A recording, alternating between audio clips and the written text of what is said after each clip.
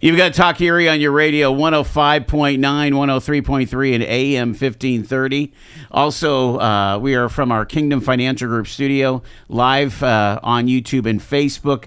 It is our Monday political breakdown. Dean Pepicello, the Harbor Creek Township Supervisor, is with us. Do any ball games over the weekend, man? I didn't do any in the last homestand. Okay. Just schedule didn't work out. Right. But I think we will. They did pretty well against the Fisher Cats. Got a chance to make the playoffs again, obviously. It looks good. Yeah, they're incredible. In a good place. What the franchise has done is phenomenal. Yeah. And then, of course, the arena voice of the Erie Otters, and that all kicks off next month. Yeah, month away, right, from the home opener. Incredible. Early start, yeah. Yep, hoping for better things this year with that team and all that. I think they always have exciting play on the it's ice. always a great night out. Yeah. People love it. Love the Otters. I had the Seawolves. I don't know if you heard, I had a great conversation with Mark Generette. No, I missed that. Thursday. Shoot. It's on video, but I will check it out. I grew up doing the board opping for the Sabres with his dad, Rick Generette. Right. 50-year voice of the Sabres in Dunkirk. My very first full-time gig, 1984. I'm board opping Sabres hockey. Unbelievable, Yeah. Rick was fantastic. Yeah. So was Mark. Yeah. Mark was fantastic. And he was the Did the Otters. Oh, he did the Otters early on. Yeah, for years. I probably could have been an NHL broadcaster like his father. Wow. But he's chosen to stay here. Yeah. Kind of get into that Visit Erie thing, and I think it's awesome that he's become the director of all of that. He's fantastic. He's going to do great work. Oh yeah, there's smooth, nothing but upward trajectory for our tourism industry. All right, let's start local. The mayor came out with a press conference today over, body worn video on this case here. Kevin Sparks, right? Did you hear anything about that at all? An officer got demoted, but it wasn't the one driving the vehicle? I don't know. I don't know either. I don't know all I read who was was the story. demoted. They can't like they said Officer 1, Officer 2. They didn't identify any of the officers. Okay. It turns out that the body-worn camera showed that the officer, was not running into the bicycle, but, had braked and the bike ran into him. The idea was to stop the chase. Sure. It was a high-speed chase with a vehicle against an e-bike. Right. Lots of people, could have been hurt by the actions of that rider on that bike. What does this mean politically for the mayor, do you think? Well, are you insinuating that politics played a role? Well, I'm not saying that politics played a role. I'm interested. Well, it is essentially political because there's been a lot of hue and cry, especially at city council meetings, about how the relations between the black community and the police. It's inherently political. You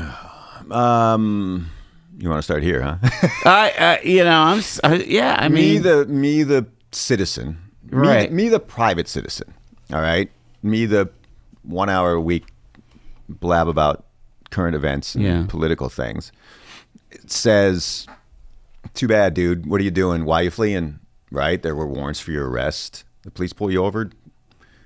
Every situation is different. All right, but. I don't know. I'm watching 5 seconds of video, but it seems to me like I'm not sure what the cop did wrong. What do I know, right? I'm not in charge of a police force. It was interesting, too, the difference between the body-worn cameras and the video that was out there. I don't know if it was from surveillance cameras or somebody taking a video, Yeah. And made it look like that the cruiser was smashing into the bike. And when you see the dash cam, it was stopped. Even more reason, me the private citizen says, I don't know why there's a demotion at all. Too bad.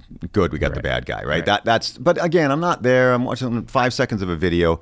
Me the politician, right? If I'm the mayor of everyone in the city of Erie, right? I'm cognizant of the fact that there is a certain attitude, certain concerns, right, in certain communities, and you're the mayor of everyone, so you're probably trying to do the right thing. They're very different things. You understand, being the mayor of the city of 90,000 people or whatever it is, all of them, and trying to do the right thing and trying to build relationships across the way of everyone is far different than me, the guy on the radio blabbing that I think everything, I think it's fine. Like, I get it. It's hard for me to. For me to calm. I guess my point is how much, do you, what's that line? And again, she's trying to deftly navigate this controversy. It's tough, but she's got to support her cops.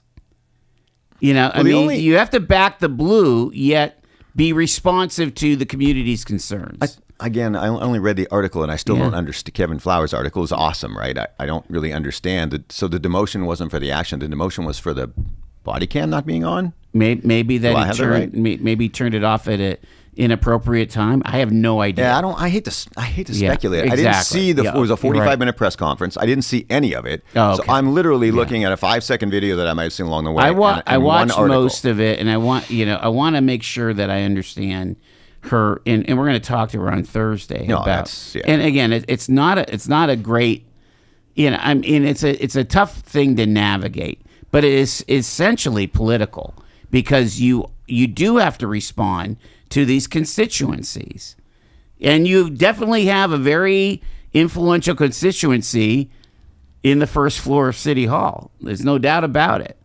You have officers that put their lives on the line for this job. You have a police chase against somebody on an e-bike that's getting up to 35, 40 miles an hour. It's a dicey situation all the way around. I don't know how city cops do it. I really don't. Like, it's not in my nature. I'm a politician, and I can do that stuff. They're making decisions in seconds. They got to do it, and they have to protect people's lives. And then they have to worry that somebody's filming the thing. They have to worry of the implications that come with it. I don't know how they do it. People are so critical, and 99% of the population could never do a tenth of what they do to make those kind of life and death decisions, public safety decisions in seconds. That's why they deserve deference until there's been an obvious failure of protocol. And yes. Yeah, I agree with that statement. All right, let's some folks want to shout out. Hi, we're going to keep these calls brief. Go ahead, you're live. Hey, Joel. I haven't called in a long time, but I missed you. Okay. Hey, this was a black guy on an e-bike, correct? Yes. All right. 13% of the population, 26% of the criminals in the United States, and 50% of the murders. That's pretty much all you need to know. It's simple math. All right. They have. All right. I'm going to keep going. Thank you. Hi, you're live on Talk Erie. Real quick, Joel. It was the one who got demoted was the cop who pulled in front of the bike. He didn't have his body camera on. Okay. That's what happened. Okay? All right. Thanks for... I just want to straighten that up there because Dino wasn't answering your question. I didn't see it. I don't know. Some of us have jobs. All right. Thank you. Thank you. Okay. All right. We'll find out more. Yeah, the mayor's going to answer all those questions. The mayor will answer the question. Yeah. The thing that I wish we would have a press conference on, in addition, I think this deserved it because there was a lot of community concern, but we really need to talk about like what we talked about a couple weeks ago with the mayor, and that is, are these teen takeovers still happening? My understanding is they are. Are they? Okay. Yeah. All right. And there's a lot of petty theft going on, and that's going to be one of those things where, a combination of law enforcement, the DA's office, the whatever infrastructure there is for juvenile crime, right? They all have to get together and come up with some solutions for this. Because basically, Erie is becoming a victim of a TikTok challenge. This is all social media driven. Like, this is stuff happening in cities like Portland, Maine, and other places where, it's not just Erie. Absolutely. But It's kind of nutty. But Erie has to decide, and by Erie, it's got to be the mayor. That's the person that has to make the decision. That the attitude is going to be, we're not going to deal with this, because the attitude so far has been, we're going to live with some of this. Clearly, that's happening. You have somebody jumping on the hood of a police car. Yeah. Right. Doing whatever and doing nothing. Clearly, that's an attitude to me from the top. So, I think the answer is not are we going to deal with it? That's the first thing. That's the question that needs to be asked. Is this something that matters to this particular mayor, and are they looking at taking action? And then I think you can solve the rest, just like you said. But there has to be an attitude that, yeah, listen, we think it's a problem. Maybe they don't. Maybe the city doesn't think it's a problem. Maybe that's just life in the big city. And like I said, it's not relegated to just here. Well, so. I thought, there's things like there still is a year-round curfew. I mean, we're gonna establish laws, supposedly establish a code of conduct, and we're not going to enforce that code of conduct? I'm having a hard time with that. They're like noise ordinances. I mean, you use it for the absolute worst case. You'd be doing it every second of every day, in fairness, right? It's the same thing. If you have kids out at 2:30, 3 o'clock in the morning, you round them up and make their parents come get them. I will parents, there's the key. There might be a key term. Here's what I continue to know, and people continue to, they've talked to me, like they talk to you off this program, saying, hey, we really appreciate what you said. We're kind of afraid to say that. But if you can't take your family at 10:30 at night from the Sheraton Hotel to walk to wherever, to the arena or to the Warner, because you don't feel safe, no community that survives on tourism 4 or 5 months out of the year is going to survive. That's just the reality of that situation. And I think that the countdown is on. I want to say that they want to have State Street open by November. And so, you're going to have this brand new, walkway, pedestrian multimodal access to the waterfront. What's that going to look like for our visitors? Your point is well taken. All right. It is 19 after 5. Dino's with us here. The phone number, 814-679-1080. Stay with us.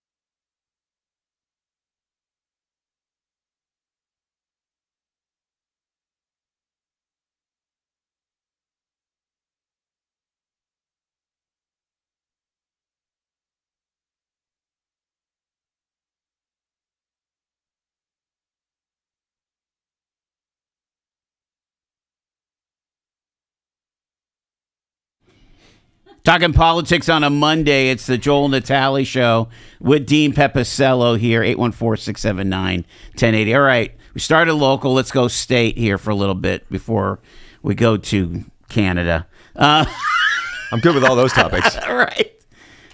What do you think about this dust-up between Shapiro and Garrity over the AI data centers? Shapiro really... he's really kind of turned on a dime, the governor. Last year, all 4 data centers. Data centers should run through Pennsylvania. We're the Saudi Arabia of natural gas. Let's build some more power plants and crank up the data centers. And now they're so unpopular, and he's taking a total left turn on it. And Garrity and trying to use it against Garrity, saying she's the AI queen, right? Sure. Well, what do you think about it? It's fascinating to me, and I know this topic a little because we just spent months writing an ordinance and looking at this issue thoroughly, and feeling like we got it right at the end of the day because we didn't come out and say anything until we had facts. This is just us in little Harbor Creek, right? It's let's see what the positives are and the negatives. Let's see how this plays out. Let's see how other communities have done it and what pitfalls they've encountered and all of those things. Both of them came out at one point and said, I'm all for it. And now you're seeing the repercussions because they didn't do their homework on this thing. Yeah. And now they have to take the populist view. They have to. And they both have said it. Here's what money does in politics, right? So Josh Shapiro's far more guilty than Stacey Garrity because he's the governor. He can't affect this actually happening. Yeah. Stacey Garrity just said it whenever she said it a year ago. Hey, yes, that's a great way. They're great ideas in theory because lots of construction jobs, lots of tax money, can be lots of money for communities and all of those things. They don't employ a ton of people, but at the end of the day, on paper, data centers are great. Well, in reality, they're horrific, right? When there are no guardrails, when there are no regulations, you see the implications that happen. So they both said the same thing, but he's the sitting governor. I mean, he flip-flopped literally. He literally flip-flopped in that position. But he has so much more money than her, he can just go out and say, you did it too, because she did. Right. But they're far different scenarios. Oh, I mean, I'm watching YouTube this morning, and it's one Shapiro ad after another talking about Stacey Garrity. It's incredible. Promoting AI. It's right from the Bill Clinton playbook. Oh, yeah. He did it, but he put, no, you did it. Yeah, and he has enough money to do it, and that's what's happening. This is what money will do in politics. Yeah. I'm glad you said that. They're both guilty, and they both figured it out too late. But that's happened worldwide with data centers. That is exactly what's happening. People are like, oh, this is cool until they learn what it is. Right. You can't be rash in your decision making. 2 things, though. What about the concept of turning an old abandoned coal mine into a data center, as long as you can mitigate the impact on the power grid? Mm-hmm. You've got to have them bring their own power, which, again, to the governor's credit, that's what his governor's plan, his whatever the acronym is about. That you bring your own power, you bring your own water, and then you can do it. Yeah. After you said, come on in, Pennsylvania is open to do business. We're open to business. And you can't go back on that. But yes, everyone has figured it out. And that is what happened. Yes, it's a great idea in that instance, in that area, with safeguards. Okay, which you can do. The other thing that you mentioned is about the money, the money situation with Shapiro, tons of money, Garrity, not so much. This has kind of come home to roost here in Erie County. We have 2 competitive races for the state legislature. We have District 3, which is Ryan Bizzarro being challenged by Donna Reese. And you have Jake Bana being challenged by Kat DiVittorio. Okay. Let's focus on this race here with Ryan and Donna. I mean, what is it? Again, you are maybe one of the foremost top 2 Republicans in this town. It's nice of you to say, but okay. Where's the money? Show me the money. The money's in races that are competitive. That's what it is. I mean, that's around the state, basically. So you're saying that the money, the bag men and women in this state don't see. I mean, from the GOP side, co-patriots in the GOP, they don't see that the Reese candidacy is worth investing. I'm asking seriously. There's now a 2-seat majority thanks to a special election downstate that we should talk about maybe in the next hour. But so there's essentially a 1-seat majority. A 1-seat majority in the House of Representatives in Pennsylvania. You don't think that the state Republican committee isn't going into every race that they think they can flip or that they need to hold and spending money? Because they are, to the tune of millions of dollars. So they've already made a distinction about District 3 that Ryan, even though it's really a purple district, that Representative Bizzarro is probably a safe candidate. Today, but it's not even Labor Day. It's not even Labor Day. Why not It's sprinkle some cash in? It's a bad year to be an incumbent. Donna Reese has some things going for her, right? Sure. Number 1, purple district. Number 2, some name recognition. She's known, yes. Number 3 is a bad year to be an incumbent. But it's a much worse year to be an incumbent Republican than a Democrat. That's the reality. Trump's numbers are not good in the country. They're not good in Pennsylvania. Clearly, the polling isn't showing that they think it's competitive. Maybe it is. You never know. I wouldn't want to be an incumbent of any kind today. I would not, right? All those things. But until there's until they believe, they meaning the political powers in Harrisburg, that they think that seat can be flipped, then she's on her own. And that is what's going on. That's the reality. Doesn't mean she's not a great candidate. Doesn't mean she can't win. Doesn't mean she doesn't have better ideas, all those things. But Ryan Bizzarro's a powerhouse. I mean, he just is. That's the reality here locally. But money will be spent where they think they can win. So the inverse was true then, is with Laughlin last time and 2 times ago, that basically they thought he was in a flippable district. They pour all kinds of cash in, right? And then Laughlin has all kinds of cash to defend, and ends up beating Slomski, 7 years ago, and ends up beating Dan Laughlin is much more popular than his polling ever shows. That's the reality. But he seems to be able to get the cash. Yeah, absolutely. Because there's only 50. I mean, they got to hold this. They got to hold that seat, the seat that they have. They've got to defend it. That's why you do it. But Dan's far more popular, in particular with independents, than the polling ever shows. So they always think they can beat him, and then they're never even close. I'm just thinking that I haven't seen the GOP make investments in our state reps.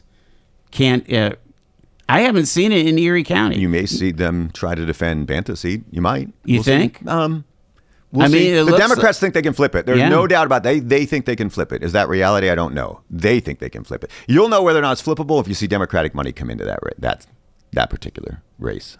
Okay. All right. So there's our local. There's our state. We'll talk about Trump and Canada. Come on, we need our hockey sticks. Killing me. CCM hockey sticks. They still make Molson? They're taxing Molson. Yeah, they're taxing Molson. Joel. We're going to have a problem. Absolutely. Back after the news, it's Talk Erie.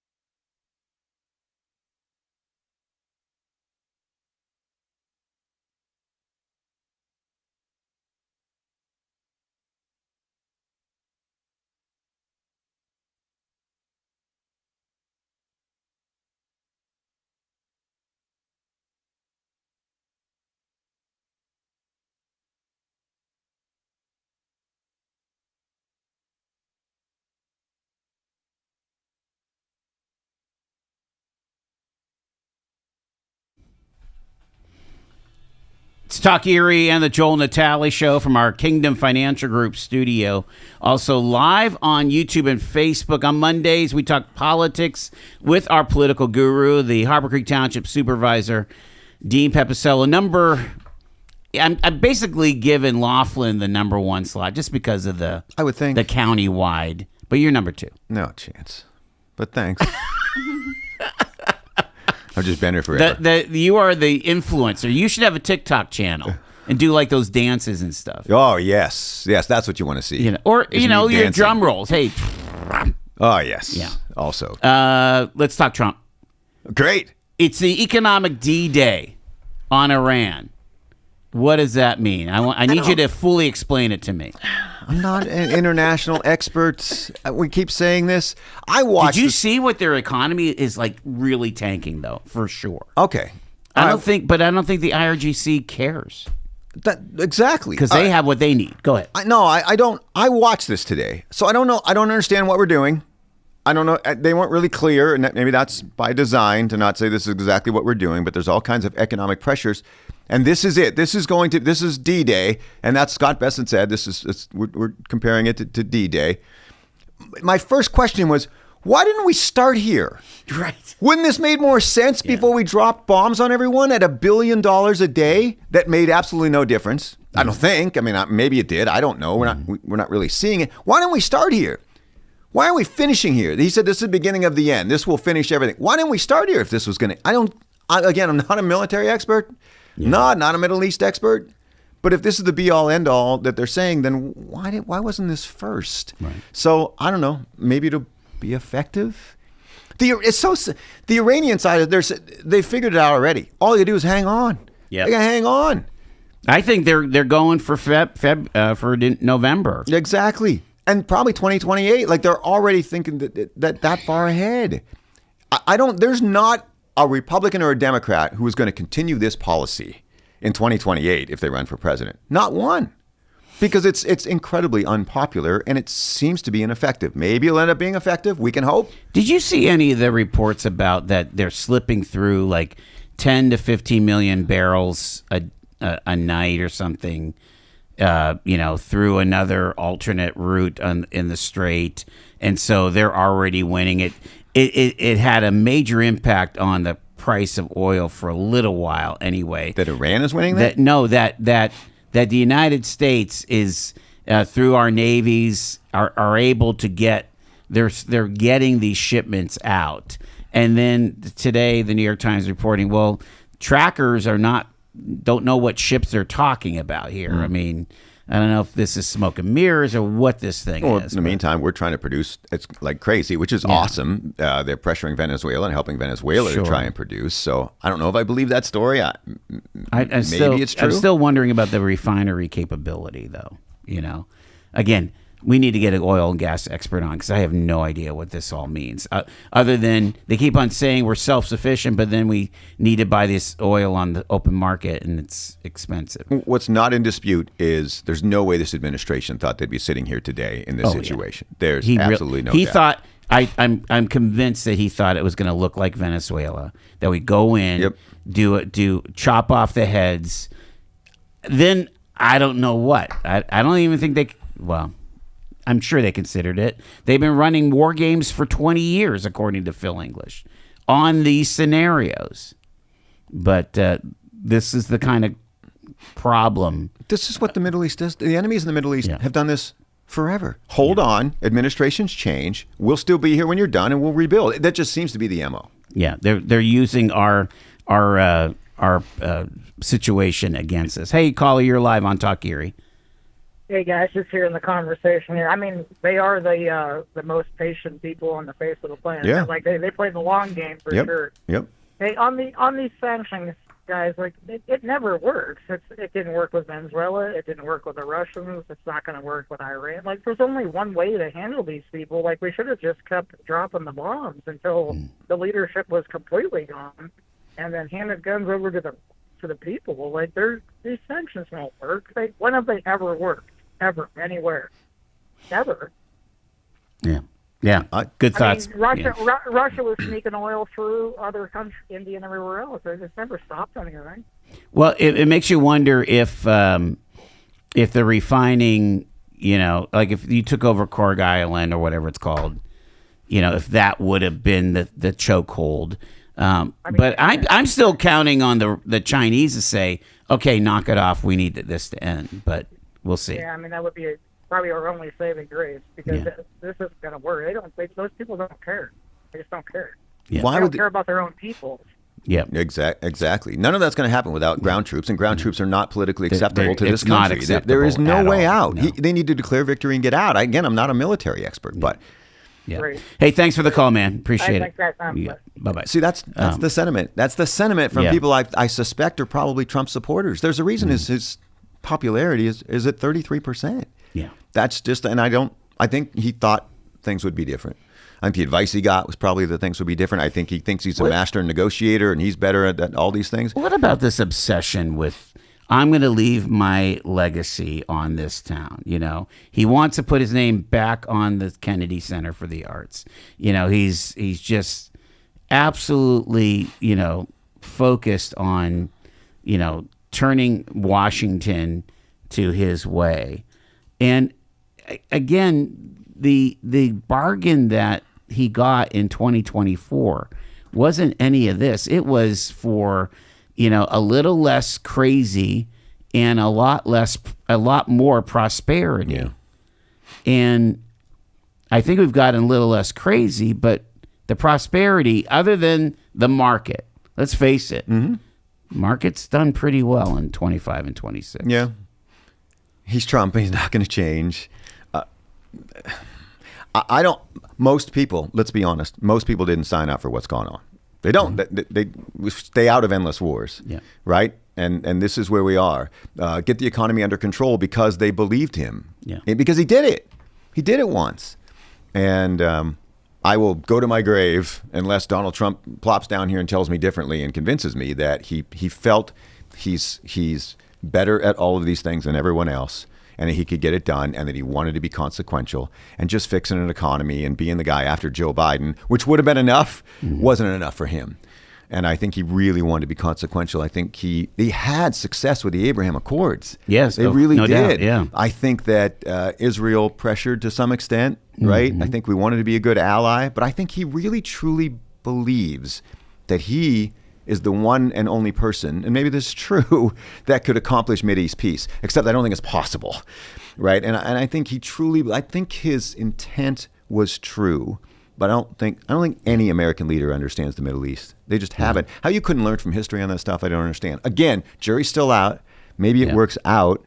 But the caller's right. Really, these sanctions are going to do it. This is the deed. This it, and they still think that the people are going to rise up. Rise up. Scott Besson said it today. To those of you in the Iranian military, when you truly want change, effect change, go do it. Right? I forget how he phrased it, but whatever. He put it in their hands to turn on the leadership. Wow. Right? To save your people and turn on the leadership. That's awesome until the Revolutionary Guard is hanging from bridges somewhere because they got wind that, that this kind of coup was happening. It's just, and this is what happens when you turn governments over to government, when you give government more power. To those of you who think socialism is the answer, this is how it always ends up. Well, give government that's power. that's a great segue, because we got to talk about what seems to be an absolute,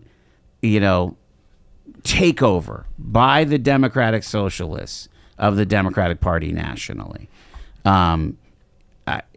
It's so apparent that they're embracing this absolute left wing of the party here, and there's no apologies. I saw Chuck Schumer's interview on C-SPAN last night from Thursday about the whole big tent thing, right? He's got to be, if he's not the most unlikable person I've ever seen, how that dude, what kind of crap district is that this loser keeps getting elected? But regardless, it's the whole state of New York. What are you talking about? Well, that's right, senator. He's a senator. Another godforsaken place.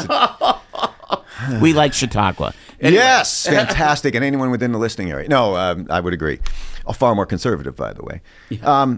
Yes. So the moderate Democrats start to realize, holy crap, we need them. right? We need them. So we're going to play We this. need the DSC. Right. We're going to play this big tent thing. And the DSAs are like, screw you. We hate you as much as we hate Trump. And that's the reality. Yeah. So they can say they're a big tent. They're playing they're a big tent. They're hoping that works out electorally. But those people are not going to be on board. They're not on board. Hassan Pikers, and they're not on board. They hate Chuck Schumer as How much as does they hate a Donald guy Trump. like Hassan Piker become the poster boy for the Democratic Party? Self-made. Right? I mean, look at me. And this he is outrageous. And this is what social media has done to the world. That guys like that can make themselves self-made. He they make all thinks kinds that of money. America deserved 9/11. Yeah, and now they're backing away that from should it. be an absolute disqualification. Now they're trying to back away from it, which is I don't see how El Sayed wins Michigan. I don't see it. I don't see how you win a swing state. Tying yourself to that guy. I honestly, and we talked a little bit about this with Phil English, but I don't see the Republicans losing the Senate. I mean, they're hoping and praying for it. You know, they're looking at Iowa and that's a toss-up. You know, Iowa's a toss-up, and now Ohio. It looks that way, right? Trump comes out now because he's worried about the price of groceries and the price of beef, and he's going to flood the U.S. market with international beef. And all of the beef ranchers in this country are saying, "Screw you! You're screwing me," because our problem is simply supply. That's the issue. There aren't enough. There aren't enough cattle. So he's trying to. The Republicans are in such a bad spot right now because of the price of everything that they're struggling here, and they have to do it really quickly, and they can't. Because of gas prices and the war and all these things. Yeah. And they're in trouble too. So both parties are a disaster right now. They are a disaster. That's just the reality. And we'll see how it plays out. Iowa's a toss-up. Texas is a toss-up. I looked at this race. Are you kidding? A toss-up. Ken Paxton is not very likable either, man. No. He's not. Like, they were far better with John Cornyn, and this is who Donald Trump wanted. North Carolina is likely lost. Georgia is likely lost. At this point, that Ossoff will win. I think. Sure. I mean, clearly the money's crazy, right? Michigan probably flips, so that's a good one. But the trades aren't great. But I think they hold on. At the end of the day, I think what's they going hold on in Florida? There's some kind of lieutenant governor or something. Yeah, Ashley Moody will win that thing. They elected another Democratic socialist. Big upset. Right, that's a Senate seat for that was Marco. Yeah, because Ashley Moody's holding that right now. But they'll run. She'll hold on to that seat. It's Florida. They made a mistake down there again. If the Democrats are going to continue to elect these people. So Collins holding too, right? I mean, but you're saying the vulnerable ones are Ohio. Not so much Ohio. Dude, Texas. I get it, Texas. but it is. And this is what happens when you have a bad candidate, right? That's Paxton is not a great candidate. Yeah. So that's Iowa. Who knows? Now you've angered the farmers. Right. And even the Senate candidates have come out. Hey, I don't agree with Trump. Get me away from Trump. Minnesota with Michelle Tafoya. Yeah, maybe, but it's Minnesota. It's that's a tough one to get. Yeah, it's like the opposite of Florida. Even good candidates would have trouble. Do you think that the president understands the drag that he has on this party? Oh yes, yes. Yeah, because I mean, but dude, he's saying Tom Cotton backed away from voters. Him Go to the polls as if I was on the ballot. Yeah, that's what he's telling the MAGAs. I'll tell you this: you'll know much more tomorrow because of South Carolina, right? So Darlene Graham, oh man, I just don't know, but she's got the ghost of Lindsey Graham, and she's got Trump's endorsement. But Ralph Norman's a far better candidate. So Donald Trump put his foot on the scale. Let's see, right? I think you'll know a lot more tomorrow about Trump's influence, and that race will tell you a lot. Let's get a quick 30-second. I got 30 seconds, caller. Go ahead. Didn't all the moderate Republicans get taken out by the radical right-wing maggots that came in and took out all the in primaries? Yeah, there's quite a few. Yep, some. Yeah. Yep.